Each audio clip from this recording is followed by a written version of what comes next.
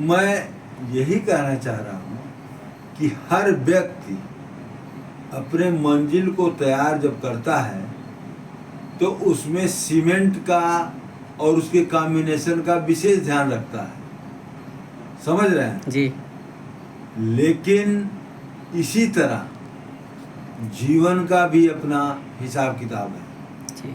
व्यक्ति को शिक्षा और दीक्षा ये बहुत ज़रूरी है कि अपने औलाद को, अपनी संतान को निश्चित रूप से शिक्षा और दीक्षा देनी चाहिए।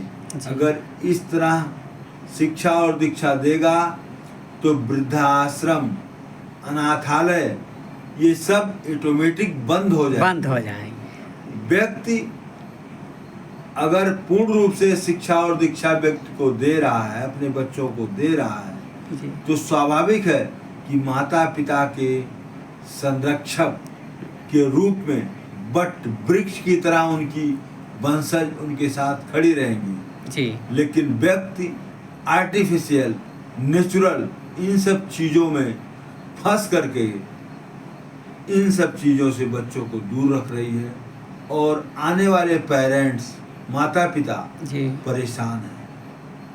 तो इस पे हमको ध्यान देना चाहिए, शिक्षा और दीक्षा पे जी। विशेष रूप से जी।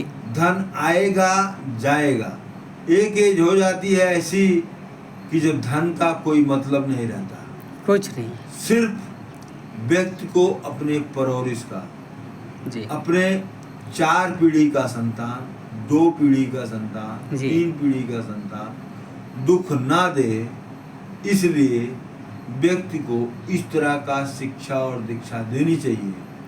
अनाथालय और वृद्धाश्रम ऑटोमेटिक ही बंद हो जाएंगे लेकिन व्यक्ति समझ नहीं पाता है इन सब चीज़ों को, धन के प्रलोभन में अपने पूरे जीवन को खपाता है और इधर उधर से धन को अर्जित करते हुए उनको शिक्षा और दीक्षा नहीं दे पाता है।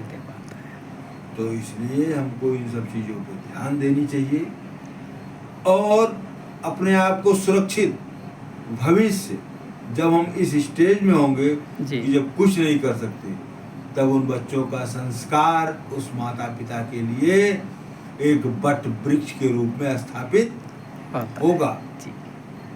ओके।